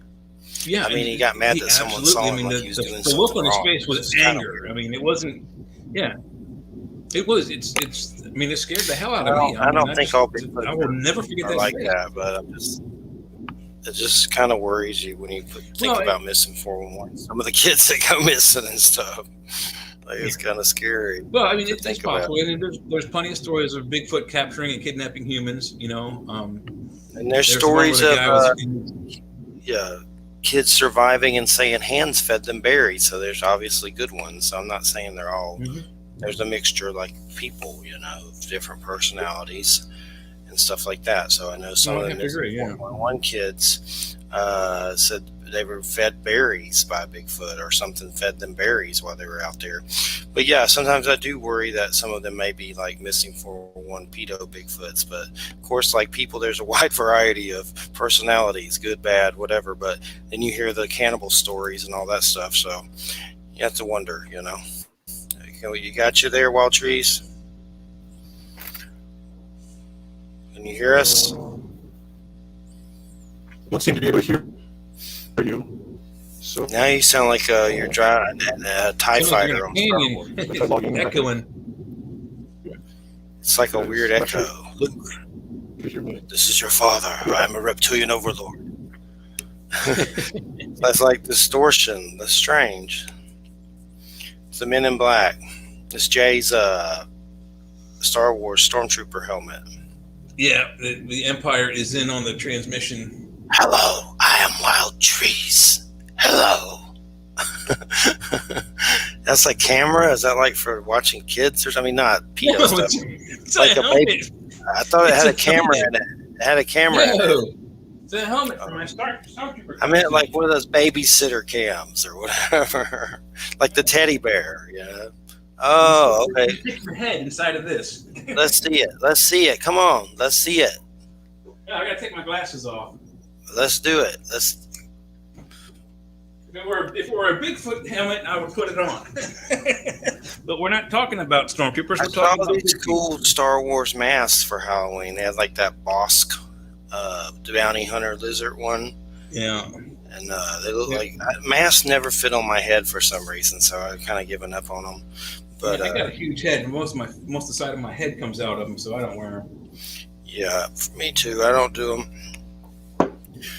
But it's interesting about Bigelow. So many mysteries. He just seems like a selfish turd burglar. Release it, buddy. Well, something about that. I think that I don't think they have all the information. I don't think he has all the information, and some of the information. I'm convinced if we find the whole story, if we were able to unlock all the Pentagon stories, all the CIA files, all the FBI files on everything UFO from the beginning of this country till today, we would find out some pretty heinous things that our government is doing, has been doing, has done in the past, is doing again now, et cetera, and so on. And things, we'll find out things about what Hitler did and what Germany in 1944 did, and maybe even Mussolini in Italy, and just all the bad stuff that's happened on this planet, going even as far back as the Crusades in the first centuries forward. And then just I don't think all the information in there is good. I think there's some really, really bad information in there that would make the common citizen extremely angry. Definitely. And who knows if there were deals struck and all that kind of stuff. There's all kinds of theories about that. Well, allegedly, there was a treaty between the aliens and Hitler, a treaty between the aliens and Mussolini and Roosevelt and Eisenhower and et cetera, yeah. Well, yeah, Eisenhower's who I meant, but I've interviewed his relative Laura Eisenhower. That was a weirdo trip, let me tell you. She went to Mars, supposedly. She did. Wow. That's what I'd like to interview her because I'd really like to talk about that with her great grandfather, actually, Eisenhower was. She is very kooky. Very Yeah. kooky. You know, but a lot of people in the paranormal research are It's just absolute something. kooks, yeah. Something else though that's off. I don't know exactly how to put it, but I don't know how I feel about it. My problem is she hangs out with Weber and Andrew Basago, and they're just kind of like, I don't know, something just seems off. If you question any of them, they call you a Satanist that works for the cabal. When I said I didn't believe Obama went to Mars or something, I said something about it, and that's what they said. Well, you're a Satanist that works for the cabal. That's like their response if you disagree with them. So, and then they all stopped talking to me because of that, her included and them. So, and actually, Andrew Basago, Time Traveler, got mad and canceled the show because I had made a post on my wall joking about dildos, and he said something about, I can't come on your show after seeing that on your wall, Jeffrey, because of the children. It's like some stupid, I don't even remember, just something funny on Facebook, you know. But I actually remember that happened, yeah. there's some fruity stuff there. I don't understand. Something's off. That's all I'm going to say. But if your response for everything if someone disagrees with you is you're a Satanist that works for the cabal, then something's off with that. Just you disagree with me, so you work for the Illuminati. I mean, there's got to be some openness there. I mean, we can't all agree about everything all the time, you know. And you're right. There are some absolute kooks in the paranormal world. There's some really just strange people out there. I've actually had the Starborn sisters say that I get a payment weekly from some dark forces that pay me weekly. I don't make it. The only money I make doing this show is $100 every 6 months for a banner at the website. That's it. That's really it. $100 every 6 months for one banner at the website. So there's just a lot of kooks that they'll make up stuff about you in a minute. If you do start getting paid by dark forces out there, send me a quarter, send Wayne a quarter. You know, we can all use it. They owe me a back check. They owe me a back check. I don't know. I see Wild Trees. Let me see what's going on now. Hey, there he is. Are you there, Wild Trees? I'm here in audio only. Can you hear me okay? Yeah. Yes, I can hear you. And we don't see you, but it's okay. Yeah, I had to switch. You're like a I'm back. You're like a weird little glowing white icon now that talks to us. What did I miss? I've expressed concerns about missing 411 pedo Bigfoots, but other than that, nothing. And I also said I don't think all Bigfoots would do that, but it's still creepy to worry about it a little. Yeah. But the missing 411 stuff is crazy. There's been positive stories too of supposedly hands feeding kids berries and stuff like that. That's positive. So obviously, if they were sickos, they wouldn't feed kids berries. So I just think, like people, there's a wild variety of personalities there. So that's all we were talking about. And I forget what else, all kinds of stuff. But I don't. Yeah, we also talked about how Bigfoot seems to be attracted to childhood type banter and play, and like even in the woods where there's like groups of like, you know, Boy Scouts or Girl Scouts frolicking in the woods and having fun, they seem to be somehow attracted to that. So it's kind of like their bait, you know, like, you know, we use what you use to catch a mouse. You use the certain type of bait that mice eats, put it in the trap, get the mouse. The same thing with the Bigfoot. If you want to catch the Bigfoot, you gotta know what it likes. And then it seems that some of them like to observe children having fun. That's so funny because like that's something we could use to our advantage. But once again, it's prohibitive because it is unethical to use children in an experiment to lure Bigfoot, in my estimation. Yes. Well, you may not necessarily need to use the children, but, you know, maybe get some recordings of kids at playgrounds having fun and use that, and maybe you can attract Bigfoot out in the wild. But one of the tricks that's actually used to any effect at all is now I've actually seen the creature and I've heard the creature. I mean, it screamed in my face, really. So I know what it sounds like, and the human vocal cords just cannot reproduce that. It's like just trying to impersonate a dog. We can get the sound, but we can't get the frequency. And you bark at a dog and they look at you like, what? You know, but we can't even come close to replicating the Bigfoot howl. But Matt Moneymaker has 3 or 4 really good recordings of Bigfoot howls on tapes, and they're not terribly loud, but he puts them through amplifiers and throws them out at night in his investigations. And not always, but 5 times out of 10, 8 times out of 10, he puts those sounds out. He gets a sound in reply. And when he does get a sound in reply, I know right away whether it's either a human yelling back or an actual Bigfoot. If it's a human, nothing happens. If it's Bigfoot, again, the hair on the back of my neck goes standing endwise, and I know because I have the fight or flight response, and I don't get that when a human does it. Absolutely. That's really interesting. Because it reminds me of what you mentioned earlier about using technology to get evidence of one. Because it is interesting. We could probably use high definition and high refresh screen, large, high definition, high refresh rate. This means more frames per second. It means more fluidity in the motion, more realistic, to maybe display children playing, and that perhaps could entice the Bigfoot without having to use actual children. There's got to be a way. Every creature has something that it needs or enjoys or likes, whether it's food or shelter or clothing or a particular sound. If we could understand what their howls mean, or what their tree knocking means, we may be able to replicate. The tree knocking is probably threat behavior. It's like where a bear scratches a tree. If you go beyond that tree, the bear's going to eat you. The knocking in trees is probably threat territory. Don't come anymore this way, or I'm going to hurt you. The howling, however, is either one or the other. It's either threat markers, or it's hey, are you of my tribe? Are you a girl? Are you a boy? Or maybe it's a mating ritual. We don't know. We don't know enough about their behavior to know what the howls are. But the knocking on trees is probably threat territory type.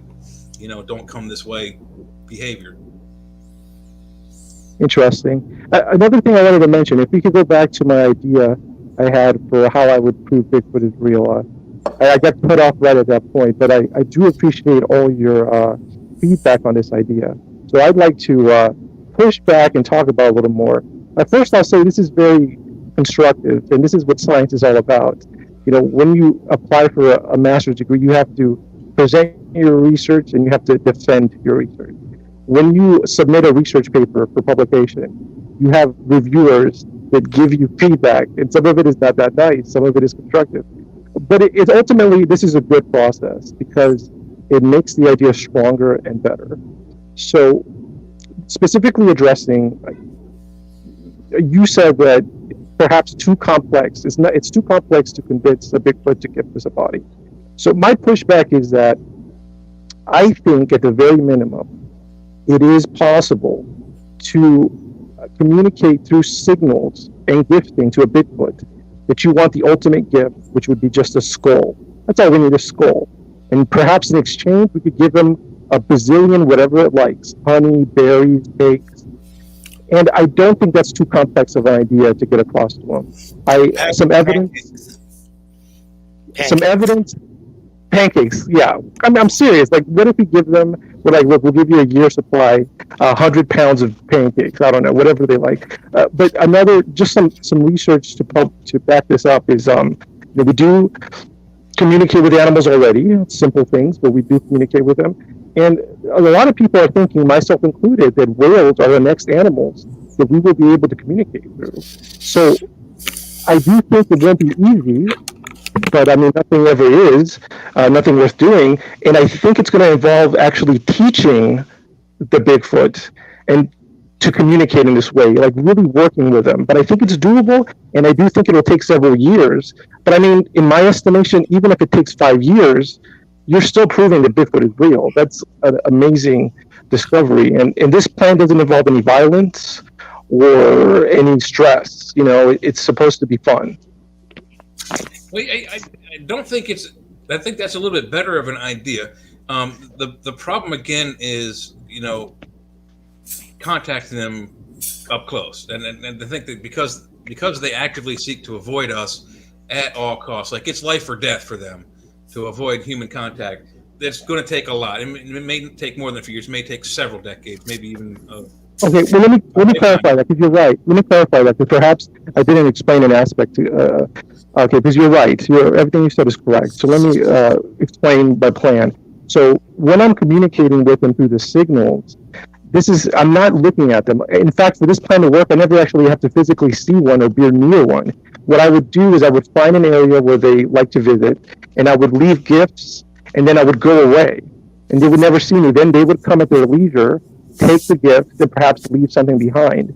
So I could communicate with them without ever being close to them or without ever physically seeing them, because I've heard the stories out there. Mm-hmm. Yeah, and I think people have actually done that, and they've had mixed results. And that is a plausible thing.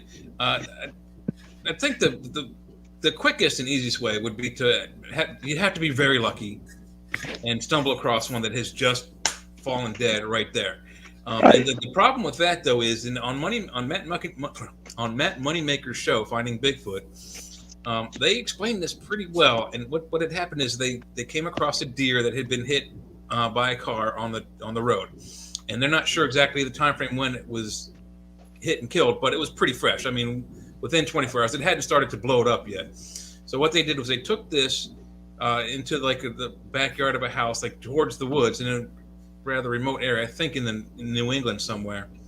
And they staked the animal's carcass down. They staked the legs down, the head, so that it couldn't be dragged away by larger prey animals. And they set a time-lapse camera on it. And I'm going to ask you, how long do you think it took for this 4 or 5 800-pound deer carcass to deteriorate? Okay, not very long at all. Well, give me your guess. How long you think? Hours, days, weeks, months? I'm going to say less than a week. 7 days. Within 7 days, all that was left was a few scattered bones. The leather was gone. The rack was gone. The tail was gone. The legs, inner organs, outer organs, everything was gone by 7 days. So now this is ideal, like summer or fall conditions. It wasn't too cold. It wasn't too hot. Change those parameters. Too hot happens faster. Too cold happens longer. It takes a longer time. So we're not going to be lucky enough to stumble across a dead anything. How often do you go out in the woods and you come back with bone of any kind of animal, even if you go looking for them? Yeah, absolutely. It's not that easy. That's very true. I mean, there are dozens of animals that start eating a corpse as soon as it dies. Big animals, small animals, microscopic bacteria. It's a free for all. It's a feeding frenzy, and that's why it's such a quick turnaround before you have nothing left. Yeah, and the main organism, the main mechanism of the deterioration of a dead body is the bacteria that's in the intestines. As soon as you die, those bacteria begin to take over. And it doesn't matter whether you're human, dog, cat, deer, Bigfoot, Chewbacca, whatever. As soon as you die, those bacteria start to build up gases.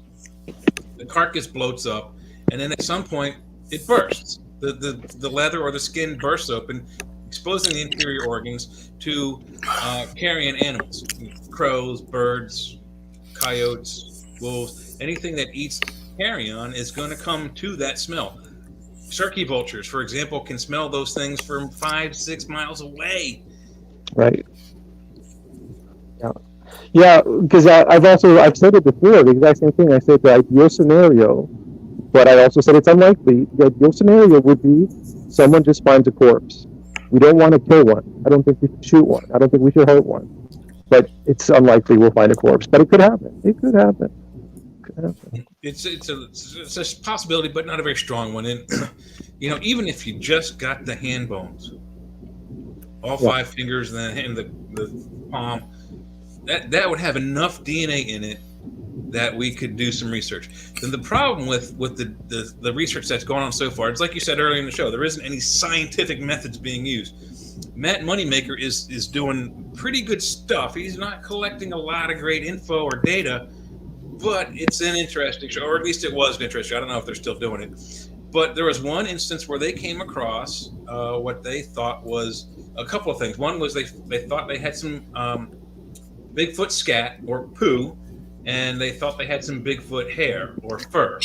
And when they collected it, I don't remember how they collected the scat. I think they used a plastic spoon, like from a coffee stir spoon, and they put it in a plastic baggie that probably had banana chips in it that they were eating on the trail. And then the way they, I'm being serious. I'm not trying to be funny. I think they actually used a bag that had trail mix in it to put the poo in. And then the same thing for the hair. They had I don't know if there's anything in this plastic bag or not, but they just had a plastic bag and they grabbed the fur with their bare hands, no gloves, no latex, put it in the bag, and the scat came back as bear or wolf or something. I forget which, but it was a common animal.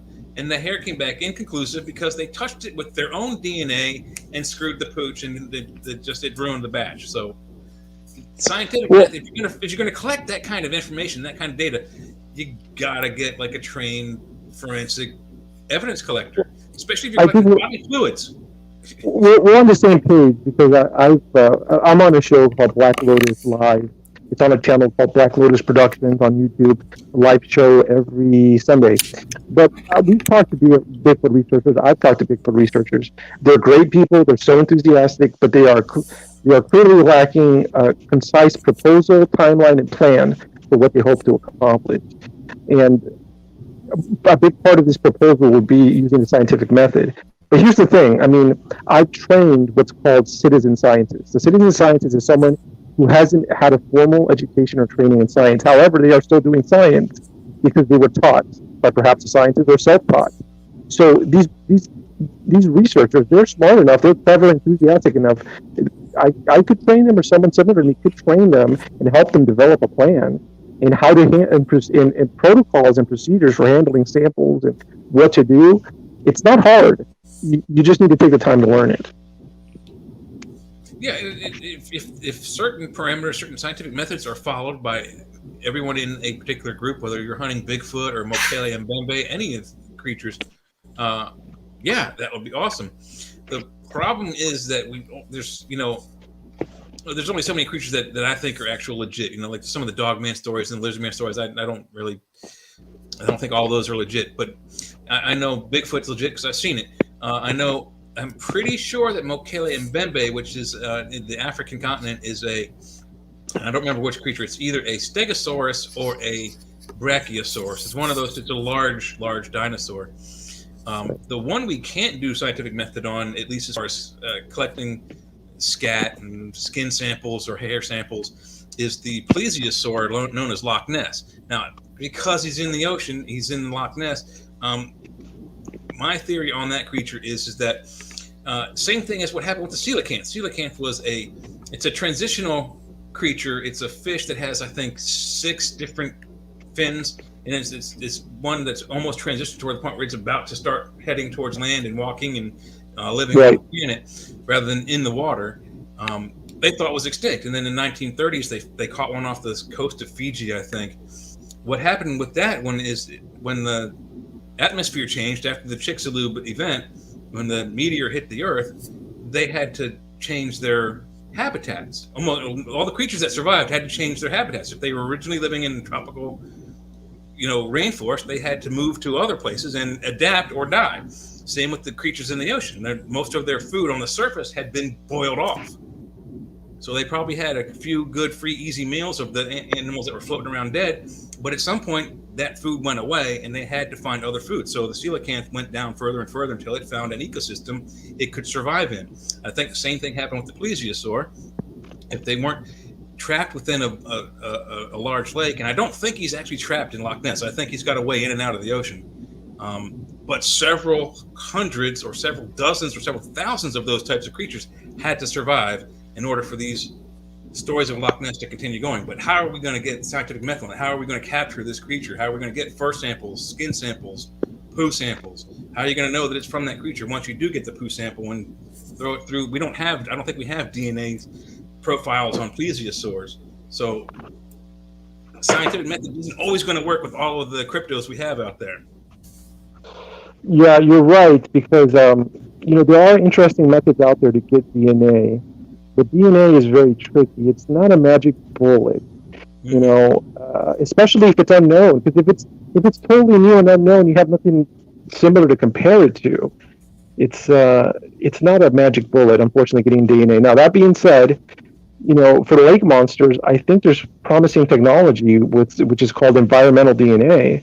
So it's possible basically to get a sample of water now with our technology and be able to get a lot of DNA and sequence it out of that water sample. So you could basically do an inventory. Now, technology has already been used, I know, because of the last pandemic we had, or the one we're going through right now. This technology is used because what cities are doing is they're collecting wastewater. This is basically poo water, toilet water from a community, and they're testing it for a virus. And that's how they know how many outbreaks are out. So it is possible to isolate DNA now from just a water sample. And perhaps in the future, it could be used to take samples from air. Now, Bigfoot is interesting. You told me something very interesting, which is very true. With your personal story, you mentioned Bigfoot traveling through the creek. Now, I have a lot of experience traveling through creeks. I am a field biologist, so I've been in the field in Texas, Arkansas, Alaska, Wyoming, Montana, Colorado. And in Texas, it's really creaky, swampy. And when I'm in the deep woods, it's called the big thicket because it's big and it's very thick. Sometimes when you're in those woods, every inch of progress you make is a small victory. It's so thick. So what I do is I travel through the creeks. It's an amazing way to travel. And the creek will get me like really far up the state. And the creek connects a lot of different areas. Mm-hmm. So that's interesting you said that, because now I'm thinking this big thicket area is an hour and a half away and there are Bigfoot sightings there. Perhaps if I travel the creek like I normally do and pay attention to the area in front of me instead of the water below me, I might see something. And the other thing is that if Bigfoot do travel through creeks, it's possible that they release some of their DNA into that water. So it's possible that creek water can be tested for Bigfoot DNA. Yeah, but you'd have to be there within minutes because it's traveling. A still pond or lake that doesn't have a lot of outlets to it, you have a better chance. But with a creek, it's moving constantly. You'd have to be there like right directly downstream as soon as he crossed, or you're not going to catch anything. I think you have to be very lucky on that one. And the other thing with where I'm from in Maryland, I'm in Pennsylvania now, but when I grew up in Maryland, we have a snake down there. There's two of them, but they're cousins: water moccasin, cottonmouth. Now, they're not as aggressive as the copperheads, which we have down here, which will actively attack you no matter how big you are. Water moccasins, if you're in their territory, that's the creek. Their cousin, the land version, is the cottonmouth. If you're swimming in the creek, they will swim towards you and try to bite you. So you got to be very careful walking and or swimming in creeks down here. On the land, if you get within the water moccasin's perceived territory, they will also actively at least do threat behavior to get you to go away, if not actively attack you. However, the good thing about the moccasin and the cottonmouth is that their bite isn't so bad, even if they pump their entire gland of venom into you. Worst you'll get is, sick and vomit and be in the hospital for a day or two. Copperhead, on the other hand, if it bites you and it puts its whole, if you get a young one, young snakes are more dangerous than older snakes because they really can't control their venom glands, and they'll pump the whole vial into you. Could kill a human my size, and I'm 5'9", 160 pounds. So you got to be careful out there. Well, I mean, I was going to say, I once again, we have those snakes in Texas, and I've run into them several times when I'm going through creeks. It is one of the dangers I'm afraid of, but I've never been bitten. But when I travel the creeks, I see them. Sometimes the creeks are there's logs over them, and they blend perfectly in with the logs. So I do see them. But to your point, maybe I've gotten lucky because in graduate school and undergraduate school, we had a herpologist, scientist who only studies reptiles. He loved snakes specifically, and he was working in that area, and he caught one of these water moccasins and he put it in a bag, which we normally do. But then the bag is safe. If you got a snake, sometimes you just put it in a bag. But then what he did is I think the bag was too close to his leg, so through the bag he was bitten by the water moccasin. Now this is a snake expert, and he did spend time in the hospital. He was hospitalized, and he got very skinny, from what I heard. But he did not die. But yeah. It's a pretty bad bite, but I'll bet you've never heard a story of a copperhead being eyewitness to a UFO. I haven't, but I'd love to. So my first UFO experience, we were walking in the woods behind our house, and behind my neighborhood was a set of power lines, and then the other half of the neighborhood, the older portion of my neighborhood, was on the other side of those power lines. We were in the woods under the power lines, so it's mostly clear, but there's a lot of thick underbrush. And it was me, my brother, and our two neighbors were walking this trail down there, and I forget what we were doing. We were walking somewhere to go do something stupid, probably. But I had a big walking stick that I kept in front of me because I wasn't an idiot. I had been bitten, and you probably can't see the scar, but I have a scar from a garter snake when I was a kid in Florida. A baby garter snake bit me on the webbing of my middle two fingers there, and its egg tooth left a V-shaped scar on my hand. And I thought, oh my God, I'm going to die. So my mom got me a book on snakes. I read up on snakes. I've never been afraid of them. Terrified of being bitten by one, but not to the point where I'm like, spiders I'm scared to death of. Snakes, I'm like, they'll startle me, but I'll be like, okay, everyone back up. I know how to get around them, and I don't know how to handle them. I don't really want to handle a snake, but I knew snake behavior. So I was in the front with this big stick, and from the brush, and we're walking this way, from the brush on my left, a adult size and a big, probably 6 foot long copperhead comes out of the woods, coils up in front of me about 3 feet away, and raises up and starts hissing at me. So I put the stick in front of me, so if he's going to strike, he's going to go for the stick first. And I'm scared, so I tell my brother, I'm like, hey, everybody stop. I didn't realize this at the time, but they weren't paying any attention to me at all at this point, and you'll find out why. I'm watching the snake, and the snake is looking at me, it's about to attack. I know it is. And then it does this number and looks up over my left shoulder, and then darts across the trail to the right. So it came in from the left, looks at me, sees something over my shoulder, and then takes off to the right into the brush, and I never see it again. So I turned around to my brother, who was directly behind me. I was about to say, hey, did you guys... And I had to stop because they weren't paying attention. They were looking up in the sky. So I look up in the sky, and there's this huge brass disc. And I say brass because it was gold colored. And I can't remember if it was slowly spinning or not spinning, but it was only just above the power lines in the trees. So 150, maybe 200 feet up in the air, and like almost right on top of us. Maybe 50 yards away, 100 yards away. Very, very close. Brass colored with like a weird symbol, like an H almost on the bottom of it. And I'm like, well, that's different. And this is my first UFO experience. And then it took off straight, following the power lines. It didn't go up, it didn't go left, it didn't go right. It followed the power lines in less than a split second. I got a good 4 or 5, maybe 10 seconds looking at it before it disappeared. And I'm like, that UFO just saved our lives because it scared this snake away. And then as soon as it darted off, we all just looked at each other, and we just bolted. No screaming or yelling. Everyone bolted back to our homes, and no one ever spoke of it again. Jeez, man, you got the best stories. Paranormal stories. That's amazing. I was scared. Hey guys, I was scared too because I thought I was going to get bitten by this snake. We got about 2 minutes left, so. Wild Trees, it's been great having you on. We appreciate it so much. What are some things you'd like to plug? All right, here's what you guys could do listening. Please, if you could go to YouTube, in the search engine, type in Wild Trees and then channel. And my channel, my avatar is the stop sign. Please subscribe to my channel. I have paranormal content. Also on YouTube, if you type in Black Lotus Productions, there's a live show I do every Sunday at 7 p.m. Central. Lots of guests, lots of different paranormal topics. And on Facebook, once again, I have a page called Terrible Lizards.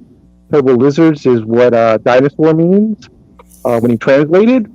And I post a bunch of memes, science articles, paranormal articles. To get to that Facebook page, you go to facebook.com/the.moss.piglet.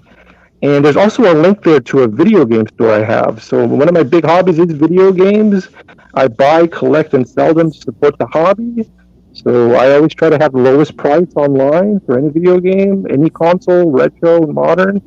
So that is at that Facebook page, Terrible Wizards, at facebook.com/the.moss.piglet. And that's where you can find me. One of my first video games that I love is Archon. Remember that one with the chessboard and the light and the dark? I got you all beat. I love that one. I love Pong. Archon. My first video game was Pong. That's how old I am. Dude. Pong. Tell me, I would love to hear. We have a few minutes. What are your memories of playing Pong? What was it like? Was it exciting? It was terrible. You got two little blips on either side of the screen that go up and down. It's like playing tennis on a screen. But like a year later, we got the upgrade where you could have 4 players instead of 2. So, it was terrible. And I don't know if it made it to the move here to the house, but when I came back from Georgia after college to my parents' house, all of my consoles were still there. I had the Pong game, and I don't remember if it was the 2-player version or the 4-player version. I had my Intellivision, my ColecoVision, and I think there was the one in between that was like a Sega Vision or Sega game. And then I've got an Xbox 360 and the Nintendo SNES and regular NES. All right, guys. Well, we'll have to get you back on. Wild Trees is definitely fascinating. I know there's so many other things we could talk about, like video games, for instance. But thanks so much, and we'll definitely get you on again sometime. I got to clear the line because I think Joe has a show at 9. But everybody have a good weekend, and thanks Jay, thanks JoJo, and thanks Wild Trees, and we'll definitely have you on again sometime. It was a great show. Thanks so much. Yep, thanks, guys. All right, everybody have a good weekend. Black Summer. You need some zombie apocalypse. Black Summer. That's good. All right, take care, everybody. In broadcast. I don't know. We're